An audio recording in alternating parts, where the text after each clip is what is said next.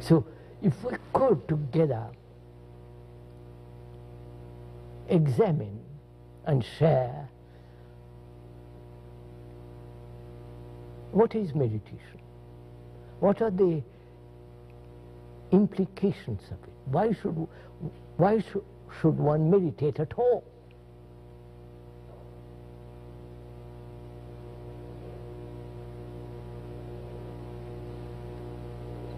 If it is a problem, you follow what I mean?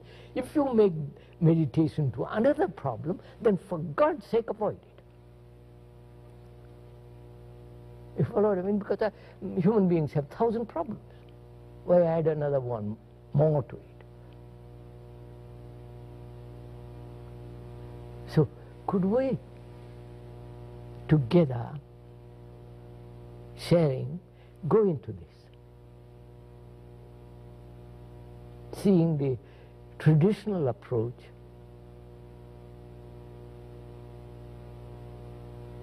and seeing their absurdity. Because you see, sir,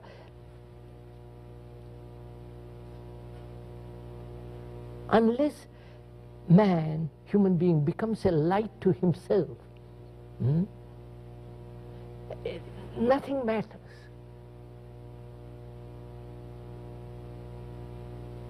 Because if you are depending on somebody, then you are in a state of perpetual anxiety.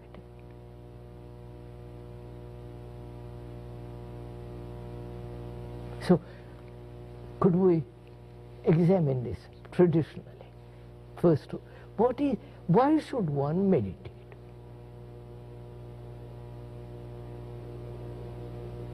Don't you think in the living situation of a man that meditation happens as part of a life situation? So, a human being has innumerable problems, right? He must solve those first, mustn't he? That is, he must bring order in the house in which he lives, which is the house, which is the me. My thoughts, my feelings, my anxieties, my guilt, my sorrow, I must bring order there.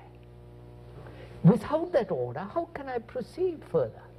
Well, the problem is that if you try to solve the problem, if you look for order, then you're doesn't seem to be looking for further chaos.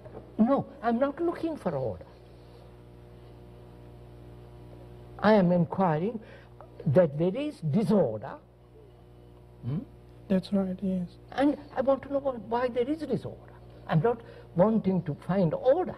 Then I have all the gurus and all the gang coming. I don't want order. I only want to find out why in one's life there is such chaos and disorder.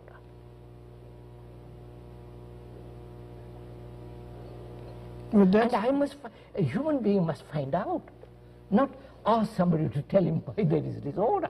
Well, you can't find out intellectually. Intellect is part of the whole structure. You can't deny the intellect. Well, but you can't use intellect to solve the intellectual problem. No.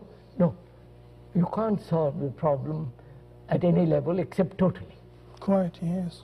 Now, that is, to solve the human problem of disorder, does that need meditation? In the ordinary sense of the accepted word meditation. I wouldn't say the conventional sense of meditation, but the meditation in the extraordinary sense. What do you mean by that, if I may ask? Extraordinary sense of meditation is trying to see the disorder as a part of the direction. To see disorder? To see disorder as order, if you like to call it. No. Or to see the disorder as order. No, to see disorder. But if you see the disorder, then it becomes order. First I must see it.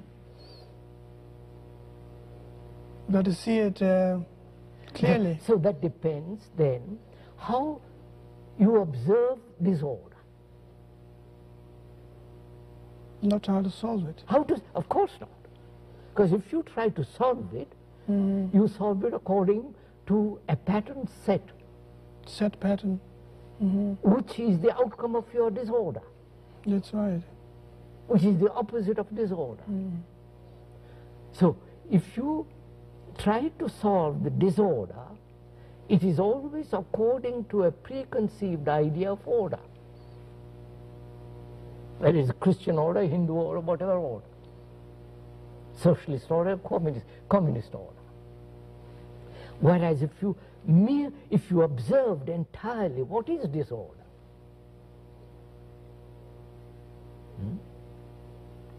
then there is no duality in that. I don't.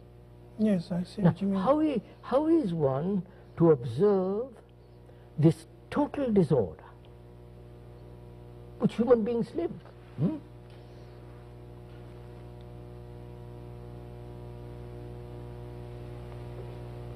The disorder that when you see a television, the commercials, the hectic violence, the absurdities, the human existence is a total disorder. Killing, violence, and at the same time talking about peace.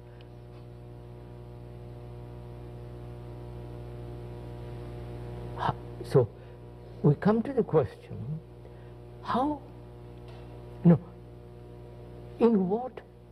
what is observation of disorder?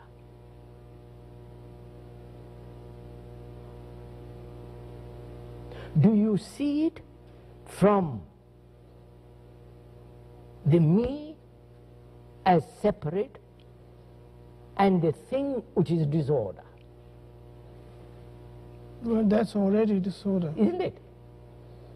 So, do I look at disorder with the eyes of my prejudices, my opinions, my conclusions, my concept, the propaganda of 1,000 years? You follow? Which is the me.